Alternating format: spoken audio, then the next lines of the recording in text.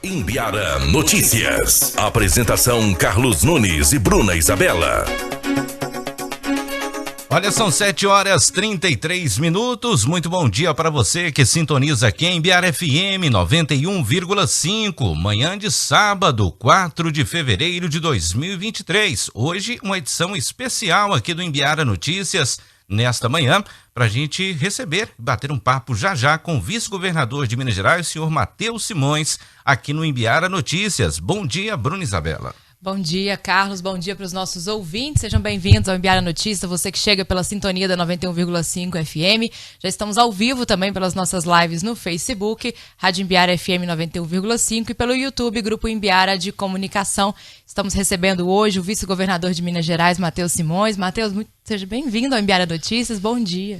Bom dia, Bruna. Bom dia, Carlos. Bom dia quem nos ouve, a Regina em casa. Queria agradecer a oportunidade. Para mim é sempre bom estar aqui em Araxá e uma alegria estar aqui na Rádio Imbirá. Matheus, até para a gente relembrar, né? Você tem uma forte ligação aqui com a cidade de Araxá, inclusive morando aqui. Já morou aqui na nossa cidade, né? Morei aqui durante a minha infância, né? Dos 8 anos aos 14 anos eu morava em Araxá, morava na fazenda, aqui pertinho do Barreiro, 3 quilômetros depois do Barreiro. Minhas irmãs ainda moram em Araxá até hoje. Então, ligação profunda com a cidade. Uma alegria voltar sempre na cidade onde a gente passa a infância e o início da juventude. A gente não esquece, né? Muitos amigos aqui. Matheus, para a gente dar início a essa entrevista, né? Para a gente falar, eu acho que a gente sempre quando a gente tem representações do estado de Minas Gerais, a gente sempre puxa aqui um pouquinho para o nosso lado, né, para a gente falar um pouco da nossa cidade. E a gente teve alguns problemas recentemente, né, que provavelmente chegou ao conhecimento do senhor, que foi a questão da situação do Barreiro, né, até como o senhor disse, né, o senhor ainda tem familiares, o senhor conhece muito bem a cidade. Então, para a gente começar falando, eu acho que é nada melhor do que a gente começar falando ali do Complexo do Barreiro, que envolve diversas situações, né? Inclusive, nós tivemos, né, no ano de 2020, o governador disse em uma entrevista aqui na Rádio Imbirá sobre a inauguração ali da Feira do Artesanato, que já estava previsto que fosse feita a obra ali da Codenge, e até hoje isso não se realizou. Como que está essa situação dentro do governo de Minas? Nós temos ali 3 pendências, não é? O estacionamento, a gente sabe que não tem condição dos carros continuarem parados ali na rodovia, aquilo vive dando problema ali, tumulto para sair, para chegar. Nós temos a questão da feira de artesanato em si e do Lago Norte, como um todo, o complexo ali em volta. Nós temos os recursos para as obras, os projetos aprovados pela prefeitura. Infelizmente, a licitação do ano passado deu vazia, ninguém teve interesse em participar. Estamos refazendo os valores para colocar de novo na praça a licitação, mas o objetivo é entregar aqueles imóveis em doação à prefeitura, para que a prefeitura, que tem condição de estar mais próxima, possa conduzir o dia a dia daquilo assim que a gente conseguir fazer a licitação. Tá tudo certo para que a gente possa seguir, mesmo a questão burocrática de conseguir agora uma construtora que aceite fazer aquelas intervenções. Estou animado na perspectiva de que a gente vai resolver isso ao longo dos próximos meses.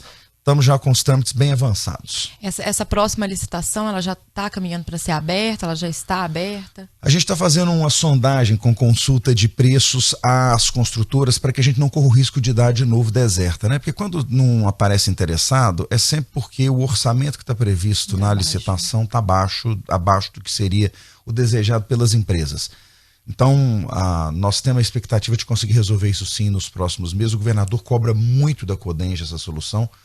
Por vários motivos, né? Ele fala que toda vez que o assunto é de Araxá, ele é importante para os mineiros, mas é importante até dentro da casa dele. Então tem que acabar de andar, né? Porque senão ele mesmo fica numa situação difícil de não conseguir ir no Barreiro e ver as coisas andando.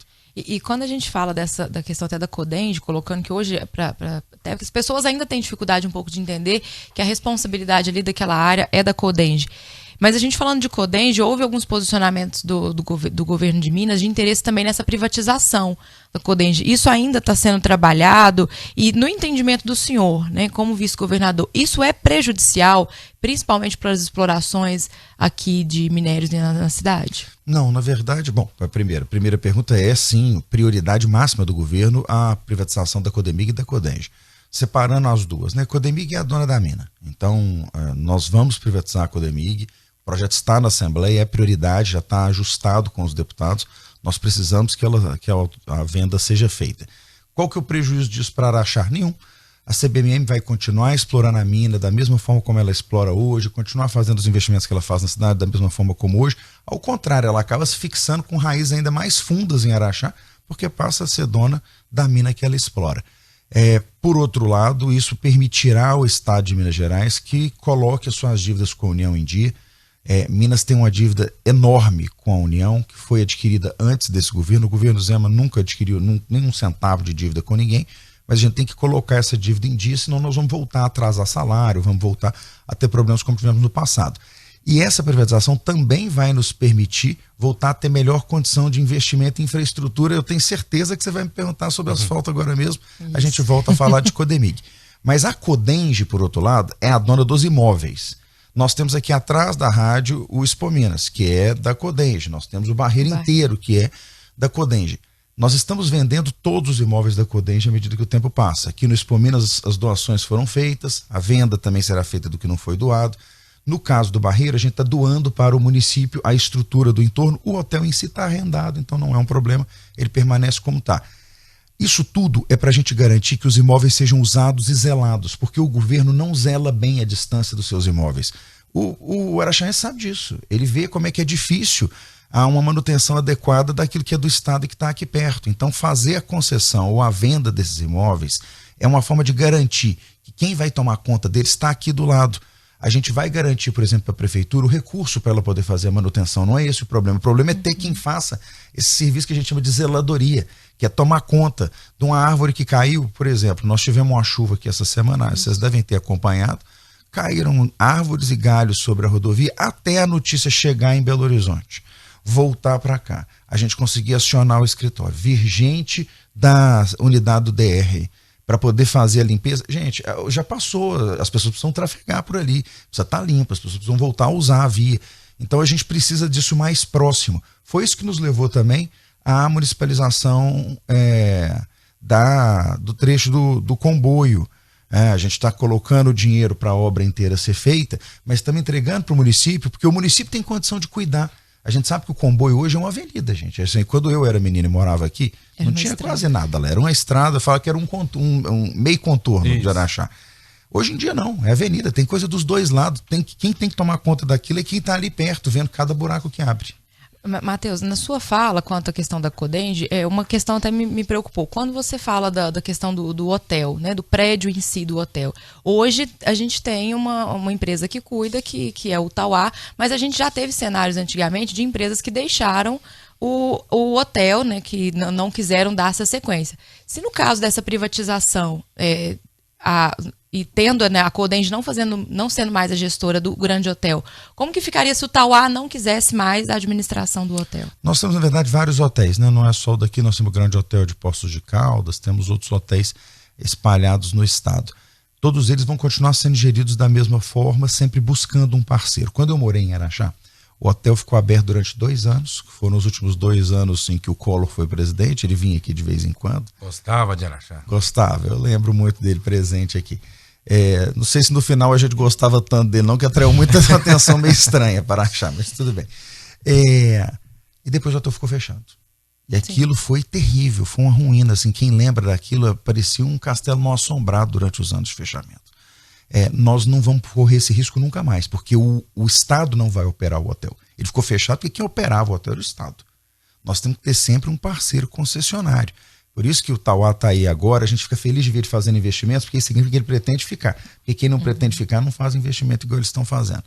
E aí, a cada vez que vai se aproximando do vencimento do contrato, é fazer nova licitação, garantir que outro operador hoteleiro venha para cá. E o que a gente está fazendo para ajudar isso?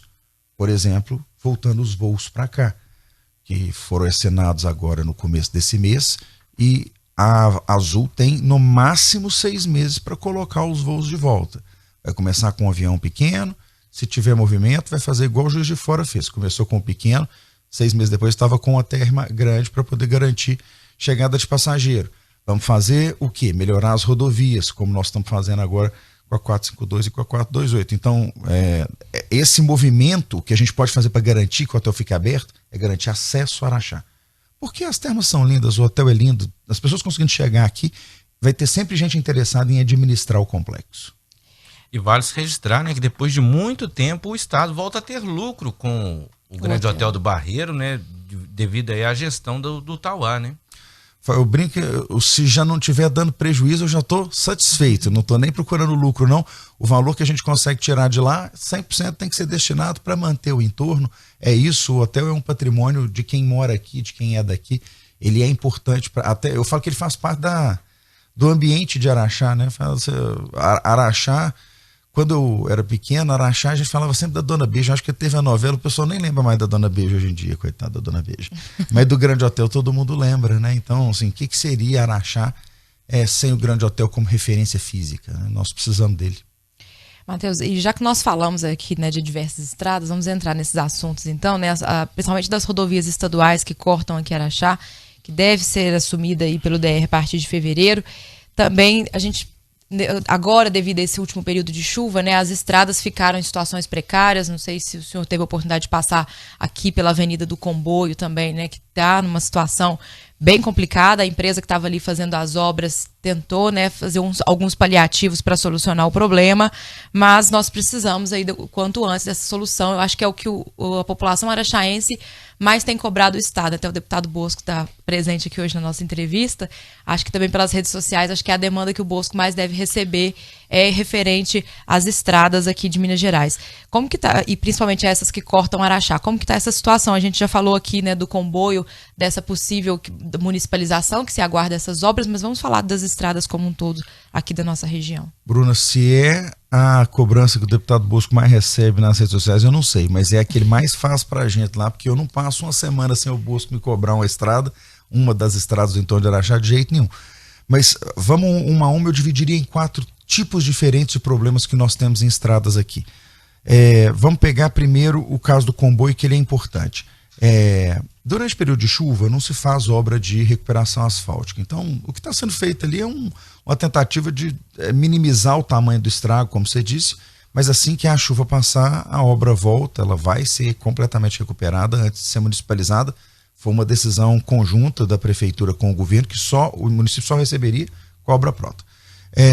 Então, essa está resolvida. Como está resolvido o acesso da Maquem, que são obras menores assim, né, no sentido de não serem rodovias por onde passa gente que não seja de Araxá ou do uso interno. Aí vamos passar para os nossos problemas que já estão endereçados para resolver nos próximos meses. 452, ligação Araxá-Uberlândia, uma rodovia federal que a gente estadualizou. Na virada de fevereiro para março, essa rodovia vai ser definitivamente entregue para a concessionária que ganhou a licitação no ano passado para operar o bloco Triângulo de concessões, que é um bloco de 600 quilômetros. Dentro desses 600 quilômetros está a ligação Uberlândia-Araxá. Como está a ligação Uberaba-Campo Florido, como está a ligação Patrocínio a Uberlândia. Então tem uma série de ligações importantes que estão contempladas aí para a gente garantir que seja possível transitar na região do Triângulo e do Alto Paranaíba. Nós temos expectativa de que ainda neste ano, ou seja, até o mês de dezembro, as obras de recuperação asfáltica estejam iniciadas em todos os trechos. A concessionária, durante os primeiros 2 anos, vai só recuperar asfalto, para garantir que as pessoas consigam trafegar. As obras de expansão e duplicação dos trechos que vão ser duplicados só começa no ano 3 do contrato, exatamente para não ter desculpa para atrasar a recuperação asfáltica, porque a situação está precária ali perto de Santa Juliana. Então esse é o segundo bloco, são o bloco da concessão. Terceiro bloco, as nossas rodovias estaduais que não estão na concessão, mas que estão no Provias. É o caso da 428 aqui na direção de Rifaina. A 428 tem projeto pronto, está sendo feito algum pequeno ajuste, licitação para ser iniciada, é uma obra de 70 milhões de reais, mais 2 intervenções em pontes, que ainda não estão orçadas, porque vão precisar de reforço. Esta obra é uma obra que não tem movimento para justificar entrar na concessão, por isso que ela não foi para a concessão. Porque o nosso desejo, quando você consegue pôr a concessionária, é o que eu acabei de falar sobre o Barreiro. Se você tem uma concessionária, ela toma conta do dia a dia. Basta você ver a diferença do jardim do hotel do lado de dentro e do nosso problema do Barreirinho do lado de fora. Tá? Na hora que você olha as duas coisas, você entende exatamente o que eu estou falando. Infelizmente, o movimento de Araxá até Rifaina não é hoje ainda suficiente para a gente fazer uma concessão. Até lá, nós vamos fazer a manutenção. Obra já encaminhada, mas a minha expectativa é que essa é uma obra para 24. 24, porque a gente tem ainda um processo inteiro de licitação, então é final de 23 que a gente vai ter condição de começar ali, se a obra para estar pronta em 24. E aí nós temos, na minha opinião, aí vai da leitura de cada um, mas aí isso tem um pouco a ver com a minha história pessoal, o maior problema da região que é a 262. A 262 é uma rodovia que eu domino bem o problema dela. Em 1988 eu perdi meu irmão mais velho num acidente nessa rodovia em Campos Altos, ele indo de Uberaba para Belo Horizonte para o casamento da minha irmã. Depois, em 96, eu perdi meu pai e minha mãe num outro acidente de carro na mesma rodovia, aqui entre Araxá e Uberaba. Então eu sei dos perigos dessa rodovia. Eu senti na pele talvez mais do que quase qualquer outra pessoa. Infelizmente, nós não temos muita ação sobre esse tema. Essa rodovia federal, a gente está brigando muito já há alguns anos com o governo federal, porque ela foi concedida. É uma vergonha o que a Triunfo faz nessa rodovia, é uma vergonha. Cobrar pedágio para abrir buraco, porque a impressão que a gente tem é que eles estão cavando os buracos em alguns trechos. E agora eu estou com uma outra preocupação, porque sei que o deputado Bosco acompanhou muito de perto, brigou bastante lá, os prefeitos da região brigaram bastante. Estava ontem conversando com a prefeita de Uberaba, está muito indignada com isso, porque nas audiências públicas da Rota Sertaneja e da Rota Zebu, que são na verdade a 262, estão dizendo que só tem fluxo para fazer a duplicação até Bom Despacho. Olha, gente, não tem cabimento. Quem passa por essa rodovia sabe que isso não é verdade. Então, eu estou muito irritado com isso e o nosso pedido ao governo federal, o governador fez só 4 pedidos de rodovia para o governo federal. Uma delas é a 262, ele já teve 2 vezes com o presidente Lula. Detalhou o projeto, agora nós estamos fazendo detalhamento executivo de providências a respeito disso, para entregar para o governo federal. O governo federal disse que vai analisar com cuidado, porque se não der para duplicar ela toda, por conta dessa alegação do DENIT, bom, que de Bom Despacho a Araxá se faça pelo menos terceira via. E de Araxá para Uberaba, gente, não tem condição, tem que duplicar. Essa rodovia não pode continuar dessa forma. Já basta os anos que nós ficamos sem a ponte. Bosco lembra disso, aquele caos que era que a ponte flutuante ficou nesse meio do caminho, na década de 90, durante anos funcionando ali. Agora nós vamos ficar com essa pista toda esburacada que nós estamos, né? Matheus, porque a 262, ela sempre foi um cenário de novela, né? Um vai e volta. A gente teve aqui a questão da administração por parte da Triunfo. Aí se tinha uma expectativa muito grande que então, né, com a concessão, a rodovia passando com a cobrança do pedágio. Com a cobrança do pedágio, a rodovia passando a ser pedagiada, a gente teria ali, enfim, a duplicação, né? Tivemos lá no início, quando começou o pedágio, algumas melhorias, né, na questão do asfalto, na qualidade do asfalto, o que com o tempo foi permanecendo a cobrança do pedágio, isso foi se perdendo, né? Agora a Triunfo já anuncia que não tem interesse mais, né, nessa concessão, que vai repassar essa concessão. No seu entendimento, Matheus, o que deu errado nesse processo de concessão? A Triunfo já alegou até questão de valores, dobrou o valor do pedágio do ano passado, justamente alegando que não tinha condições financeiras de fazer a duplicação. Hoje a estrada, o senhor passou por a estrada essa noite, né, de Uberaba até Araxá, o senhor viu a condição que está a estrada, e agora a gente está tendo muito movimento ali de entrada na empresa, na Maquem, e com isso, ali próximo, naquela proximidade, naqueles quilômetros, a situação se complica mais. No entendimento do senhor, essa questão do pedágio, essa questão da concessão da estrada, ela está correta da forma como o governo federal vem fazendo? Precisa mudar essa questão da concessão? Nós precisamos fazer uma nova concessão. Isso eu acho que é unânime entre todos os que estão analisando o caso, até o governo federal. Acho que até a própria Triunfo já entendeu isso. Não tem solução ali. Precisa licitar de novo. Tem 2 erros básicos ali. O primeiro é o erro de fiscalização. O governo federal jamais poderia ter deixado que a situação chegasse no ponto que chegou. Não é possível que a estrutura do DENIT não acompanhou, porque isso não aconteceu esse ano. Nem aconteceu ano passado. Isso está acontecendo ao longo dos anos. A manutenção não vem sendo feita na rodovia, como um todo. O trecho mais horroroso dessa rodovia é o trecho entre Araxá e Uberaba. Exatamente por causa do movimento. E aí vem com essa conversa de que não tem movimento para duplicar. Agora, além disso, a gente precisa refazer o cálculo financeiro, porque eu não vou entrar nem na discussão do valor do pedágio, mas o pedágio tem que ser suficiente para duplicar. Então que se faça a conta, que se relicite, para viabilizar a duplicação. Não há condição desse trecho sem duplicação. Essa rodovia duplicada parada lá em Nova Serrana não está atendendo ninguém, nem Nova Serrana, no final das contas.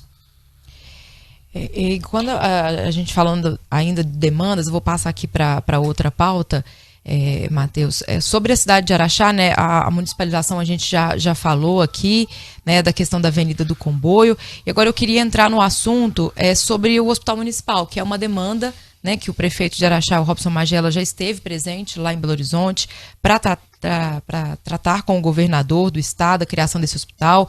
O governo, né, o governo Romeu Zema, vocês já tiveram ali uma definição dentro do orçamento, vai poder ajudar financeiramente a cidade de Araxá a construir um hospital municipal? O senhor já analisou esse projeto também?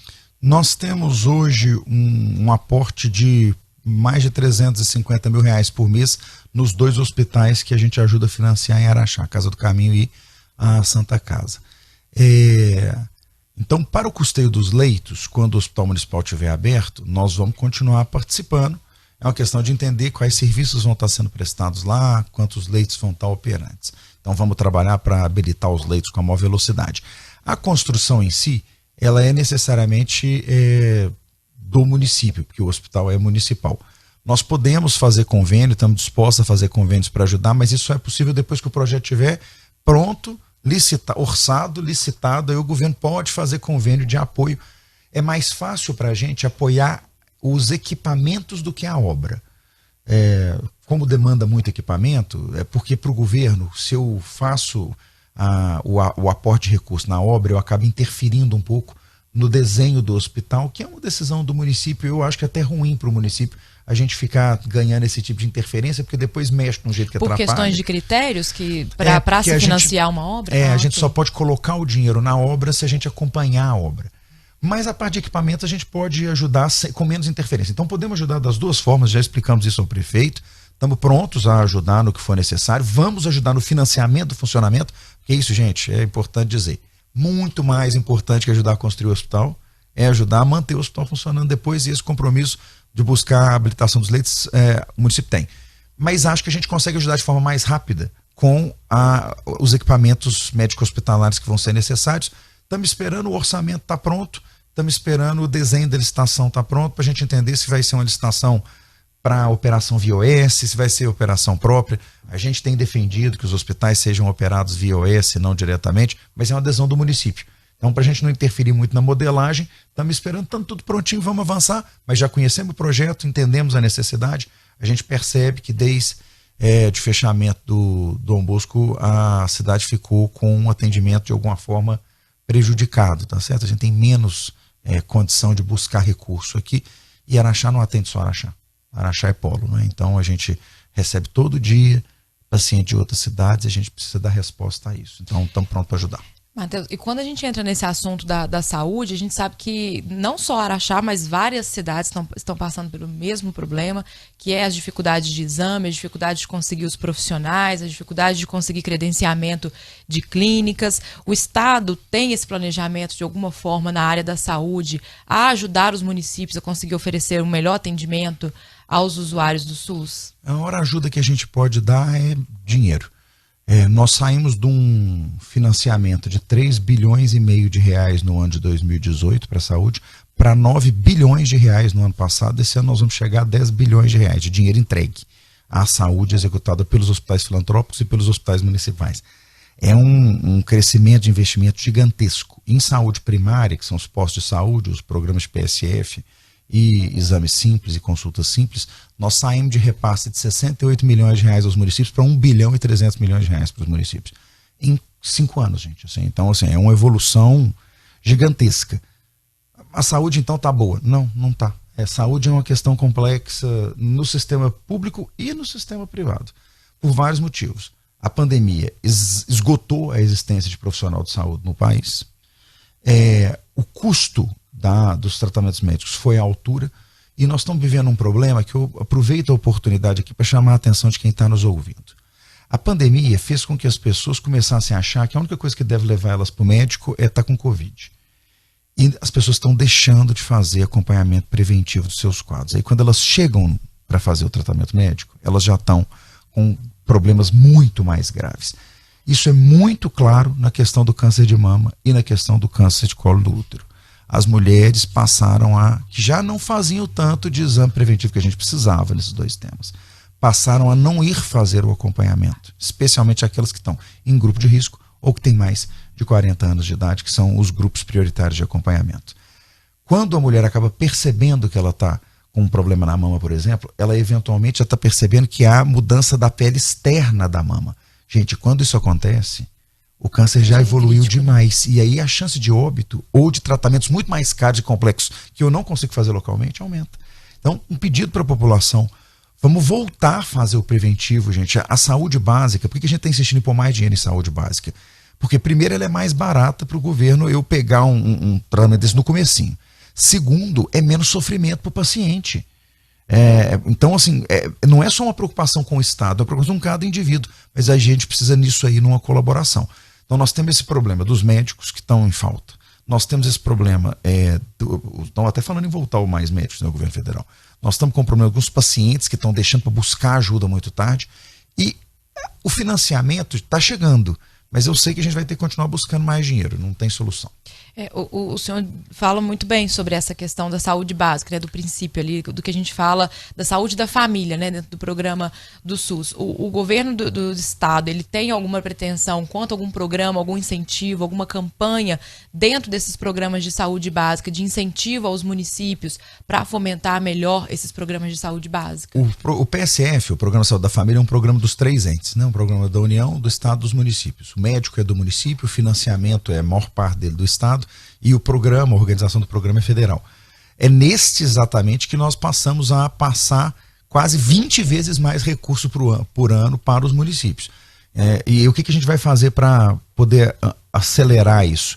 Nós temos 77 obras de unidades básicas de saúde no estado que estavam paradas, que estão sendo retomadas desde o final do ano passado para a gente entregar o antigo posto de saúde, hoje unidade básica de saúde. Eu ainda não costumo, não, eu ainda falo posto de saúde.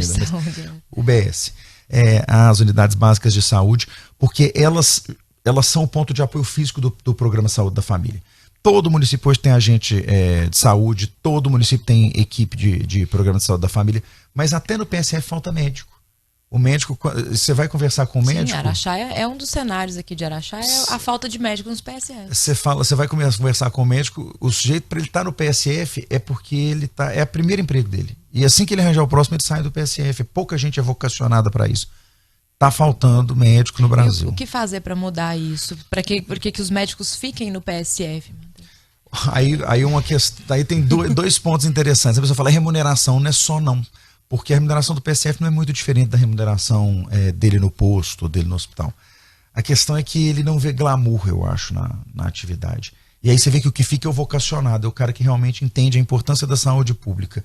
Um pouco é cultural no ambiente médico. A gente tem que voltar a valorizar aquele médico que dá o atendimento 1 a 1.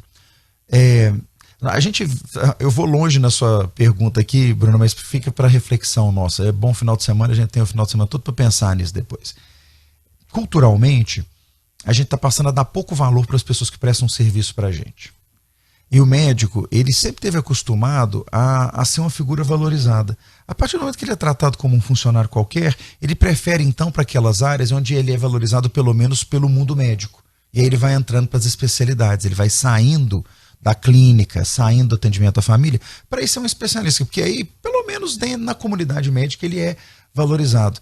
A gente está perdendo até o respeito, de alguma forma, com aquele médico que é nosso. Eu vejo, às vezes, umas cenas de atendimento médico, que são gravadas porque dão um boletim de ocorrência, aí chegam para a gente as denúncias.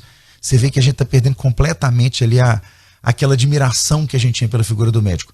É culpa de quem? É da sociedade, não é culpa do paciente, não. Até o próprio médico colabora para isso. Mas esse é um problema cultural. E é um problema em que no Brasil parece ser mais grave. Os médicos usam uma expressão que eles querem usar como crítica, eles falam que está acontecendo a proletarização da medicina. O médico está virando um funcionário qualquer. O médico, talvez equiparado só nisso ao professor, é uma figura com a qual todos nós devíamos ter um pouco mais de cuidado. Porque eles são centrais na caminhada de qualquer pessoa. Não dá para a gente tratar de qualquer forma. Eu falei dos professores porque é a mesma situação dos professores. Você vê quem fica hoje, fica porque tem vocação, porque mal pagos os professores sempre foram. Isso é uma luta que a gente tem tentado reverter ao longo dos anos. Agora, eles eram queridos e respeitados. À medida que a comunidade vai perdendo um pouco a pessoa também vai desanimando com aquilo. Se for para ganhar pouco, vou fazer outra coisa, né? Matheus, para a gente caminhar aqui para o final da entrevista, a gente sabe que tem outros compromissos, né? A assessoria já está até nos avisando aqui. O governador, né? Vamos falar da Assembleia de Minas Gerais, perdeu, né? Teve uma derrota aí na escolha do presidente da Assembleia, né? Então, não foi ali o que estava sendo planejado, não era o que estava sendo desejado.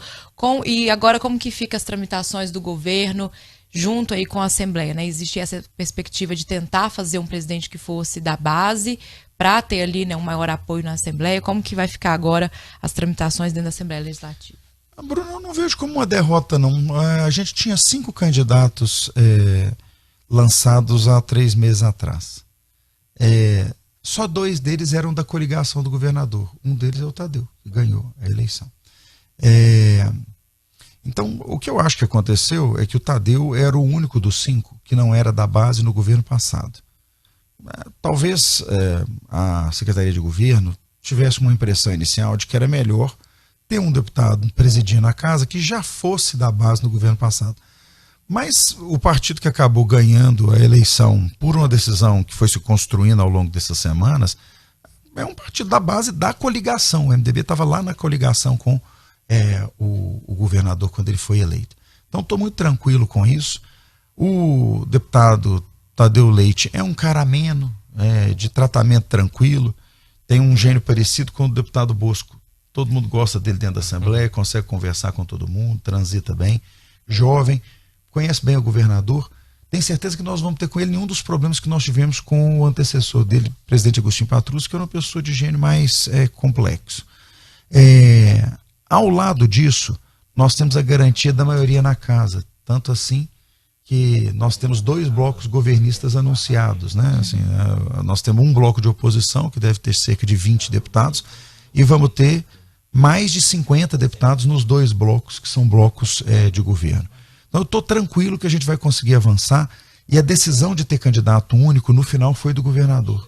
10 dias antes da eleição, o governador chamou o deputado Tadeu Leite e disse a ele, Tadeu, eu vou pedir para os outros candidatos que estavam colocados retirarem as candidaturas, já que a maioria da Câmara, da Assembleia quer seu nome. Eu não quero instigar divisão interna, porque a gente precisa caminhar todo mundo junto para ter velocidade. Foi uma decisão conjunta ali, né? Assim, porque para o Tadeu, mesmo que ele ganhasse a eleição, se tivesse 2 candidatos, ele começaria a comandar a Assembleia, uma Assembleia dividida. E o governador falou, não quero, porque é do meu interesse e do interesse de Minas que a Assembleia esteja unificada. Então, você consegue unificar até a oposição? Consigo. Então, vamos adiante. Então, funcionou bem, fiquei feliz. Matheus, e só que a gente está com a participação da Regina, né? Mandei um abraço para ela no começo. A jornalista Regina Porfírio. Mas provavelmente, eu não sei se vai ser a pergunta que a Regina vai fazer, mas eu só tenho interesse em saber das suas pretensões para 2026. Chegar vivo em 26, é a minha única pretensão. A gente tendo aí, né, o que a população mais quer, né, que o governador Romeu Zema saia candidato à presidência, né, que é um dos maiores pedidos aí. O senhor vem a candidato a governador? Não, está muito longe. Eu vou continuar ajudando o governador. Se ele for capinar um lote, eu pego uma foice junto com ele para a gente capinar junto. Tá certo. Está conosco a jornalista, diretora aqui da Rádio Imbiara, a Regina Porfírio Botelho de Rezende, que gostaria de fazer uma pergunta ao vice-governador. Regina, bom dia. Bom dia, Carlinhos, bom dia, Bruna, bom dia também especial aí pro Matheus e para os ouvintes desse Imbiara Notícias especial de sábado. Matheus, eu tenho uma pergunta aqui para você sobre uma questão política. Mas primeiro eu queria lembrar, eu estou escutando entrevista desde que você chegou aí na rádio, e eu, assim, achei que, por justiça, a gente tem que comentar, quando você comentou a sua infância aqui, e as suas irmãs que ainda moram aqui, eu vi que você esqueceu de falar sobre o seu pai, o Gutenberg, que foi o fundador do PSDB em Araxá. Eu não sei se é porque ele é da minha geração, assim, de começar a me mexer com jornalismo político, então eu me lembro muito dele, através até da ex-vereadora Cidinha Rios. Eu acho que as pessoas que não te conhecem precisam saber que você é filho do Gutenberg, que foi um político, assim, muito atuante aqui, e que foi o fundador do PSDB em Araxá, Matheus. Mas, assim, bom dia, obrigado pela sua presença. eu sei que você tem outro compromisso agora, mas eu queria passar para a parte política, porque a Bruna já fez várias questões muito importantes e você respondeu assim, muito apropriadamente questões sobre o Barreiro, sobre as estradas, sobre o hospital municipal, sobre, enfim, as questões ligadas à administração estadual aqui, né? Aqui nem em Araxá. Mas eu queria perguntar para você, qual a sua opinião, qual que será, a partir de agora, a posição política do governo de Minas dentro do governo federal? Porque o Romeu, ele se posicionou muito contra o Lula, né? Muito contra o PT durante toda a campanha. E ele praticamente carregou o Bolsonaro em Minas Gerais, né?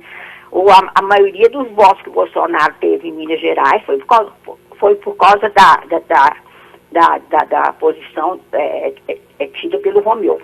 Então eu queria te perguntar, no seu entendimento, qual que será a posição do governo do estado de Minas dentro da política nacional. Agora, eu queria solicitar ao Carlinhos que me desse um retorno, porque meu rádio está muito longe aqui do telefone e eu não vou ouvir o que você está falando. Muito bem, acho que o Carlinhos já te deu o retorno aqui pela cara que ele fez aqui, então essa você já está nos ouvindo. Regina, dizer primeiro, prazer de falar com você, viu? Mandei um abraço no começo exatamente porque a minha memória sobre os tempos do papai aqui em Araxá é muito viva, inclusive com a sua presença, então bom sempre falar com você. Regina, eu tenho repetido aqui no Triângulo, e olha, curioso, eu não estou falando sobre o tom da sua pergunta não, mas eu fiquei muito impressionado com o tom das perguntas que eu recebi em Uberaba, das pessoas com certo medo de que a postura do governador em relação ao presidente Lula pudesse prejudicar Minas Gerais de alguma forma. E é curioso porque aparentemente tem alguma coisa acontecendo no Triângulo diferente do que acontece no resto do estado, porque eu rodo muito o estado, já estive no norte, já estive no Vale do Aço, já estive muito em torno da capital durante esse começo de mandato, e ninguém está preocupado com isso. Mas eu vejo que aqui na ponta do Triângulo o pessoal está muito preocupado que isso possa prejudicar. Quero dar uma tranquilidade para as pessoas.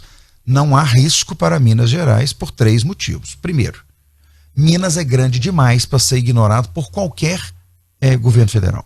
Qualquer coisa que seja feita contra Minas prejudica o resto do estado. Prejudica o resto do país.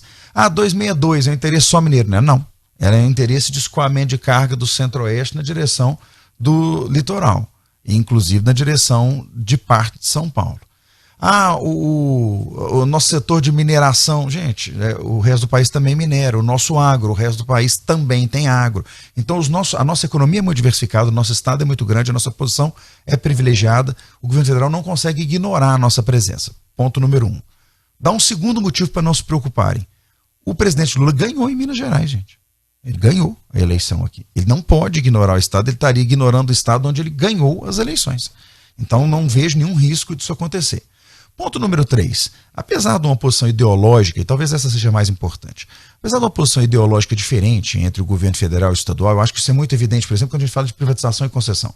O presidente Lula já disse que não vai privatizar nada. Nós aqui vamos continuar os processos. Por quê? Porque nós fomos eleitos com essa plataforma. Então nós vamos continuar falando disso. Ele pode não falar porque ele foi eleito com outra plataforma. Ele não privatiza o que é dele, a gente privatiza o que é nosso. Ele não concede o que é dele, a gente concede o que é nosso e nada muda. Mas apesar disso, o diálogo vai continuar constante. O governador já teve 2 vezes com o presidente em menos de 30 dias. Já levou pautas específicas para tratar com ele. Eu já tive com meia dúzia de ministros, os nossos secretários todos já estiveram com os ministros respectivos das pastas deles em Brasília, então os temas estão andando. Para vocês terem ideia, Regina, na semana passada nós recebemos um pedido para apresentar as nossas principais pautas, até falei aqui quando o governador apresentou a 262 na lista. Essa semana já recebemos um pedido da Presidência da República para detalhar agora os projetos, para eles poderem analisar o detalhe de cada um. Então o diálogo continua, vai ser feito com tranquilidade, não precisamos ficar preocupados não, mas é claro que há uma distância ideológica entre o que o governo federal pretende fazer e o que a gente quer fazer. A torcida eu acho que é a mesma, né? Para que dê certo, sempre. Certinho, Matheus. Eu achei muito interessante você contar, a gente já sabia pelo noticiário nacional que o Romeu esteve já 2 vezes junto com o Lula, porque precisa haver diálogo, né? A eleição já passou, já acabou, quem perdeu, tem que conformar tem que se conformar com a derrota, e as pessoas que ganharam têm que saber também que tem que governar todo mundo junto, né? Principalmente um estado grande como Minas, que tem problemas variados, né? Principalmente na infraestrutura, e a infraestrutura depende muito de verba do governo federal. Tem que governar junto, né? Tem que acabar com esse negócio de ter pedido eleição e querer fazer desordem e querer atrapalhar quem está no governo.